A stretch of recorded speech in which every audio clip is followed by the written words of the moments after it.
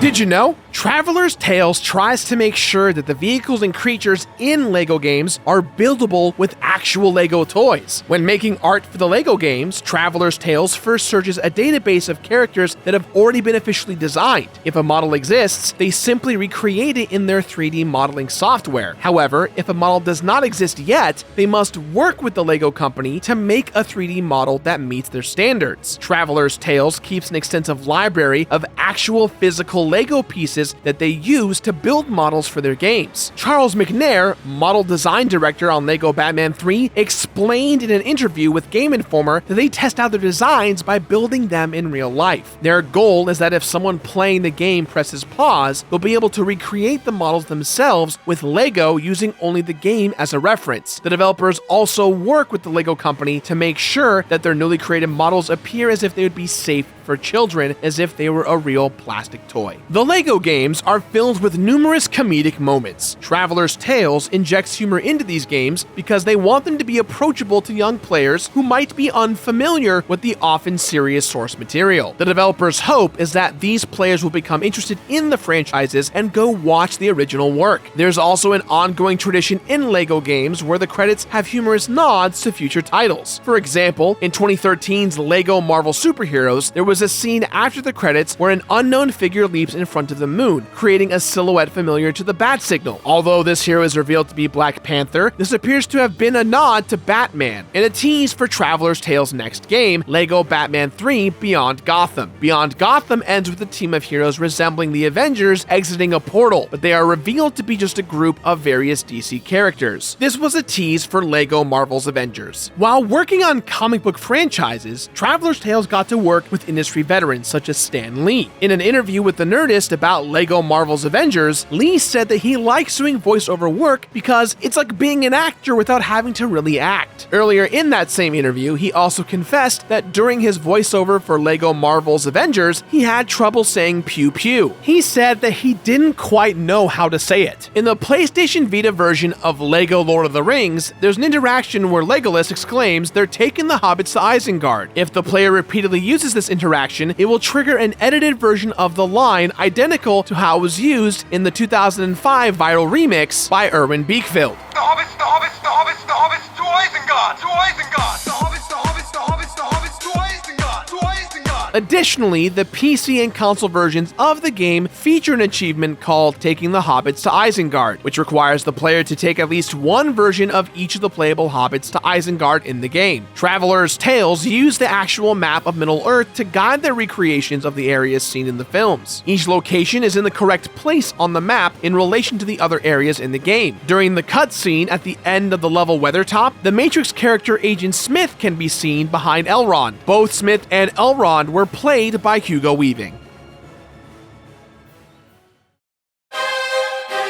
The Lego company partnered with Lucasfilm to create Star Wars-themed Lego sets in the late 90s, but the idea to make a Lego Star Wars game didn't come until 2002. TT Games director Tom Stone suggested they approach Lucasfilm about bringing the Lego Star Wars subline into the realm of video games. This suggestion ultimately led to a pitch to Lucasfilm for the studio to make a Lego game that covered the entire prequel trilogy in a release window for Episode 3, Revenge of the Sith. Traveler's Tales were surprised that Lucasfilm approved so many of their ideas, considering they were a small studio at the time. The Lego Star Wars games were so successful that Traveler's Tales bought out Lego's game development arm, forming TT Games, which would license the Lego name. During Chapter 5 of Revenge of the Sith in Lego Star Wars the video game, Obi-Wan and Yoda encounter a group of clone troopers disguised as Jedi outside of the Jedi Temple. This is based on a deleted scene in the movie. Interestingly, the game came out in March of 2005, while the Revenge of the Sith film came out in May of that same year. It's possible the developers were given a cut of the film to base the game on, which included this scene, but the scene was later cut for the theatrical release. There are several hidden secrets in the Lego movie games. Santa Claus is hidden in Lego Star Wars 2. If the codes CL4U5H and TYH319 are entered into the game, it unlocks Santa's red hat, clothes, and beard that can then be used in the character customizer. There are also numerous references to the Back to the Future franchise. Most interestingly, in Lego Batman 2 DC Superheroes, the player can find one of the hidden mini-kits by using magnetism on the clock in the City Hall level. When you do this, the hands on the clock rotate to 10:04 and lightning strikes. This is a reference to the scene at the end of the first Back to the Future movie where Doc diverts the lightning strike from the clock tower to the DeLorean at precisely 10:04 p.m. to allow Marty to return to the year 1985. In Lego Batman 3 Beyond Gotham, if the player heads to Batman's trophy room in the Batcave and knocks down the cracked wall near the set for the 1960s Batman show, they'll find a hidden nod to the Riddler trophies from the Batman Arkham series. In Lego Pirates of the Caribbean, there is a secret dancing Jack Sparrow character that can only be unlocked using the cheat code VDJSPW. This character looks like the normal Jack Sparrow character, except he's constantly dancing and makes the other characters around him start dancing too. The code for Lego Star Wars The Force Awakens includes assets for the character Matt the Radar Technician, who is Kylo Ren's alter ego from a Saturday Night Live skit. The character is not playable in the game and appears like it was removed late in development for legal reasons. There's an unused texture in Lego Star Wars the video game that features a stained glass portrait of Dr. Neo Cortex from the Crash Bandicoot franchise. The texture is likely left over from Crash Bandicoot The Wrath of Cortex, which was developed by Traveler's Tales. Finally, the data of Lego Indiana Jones 2 also features an unused graphic that reads, "Your Mom, rated E for everyone."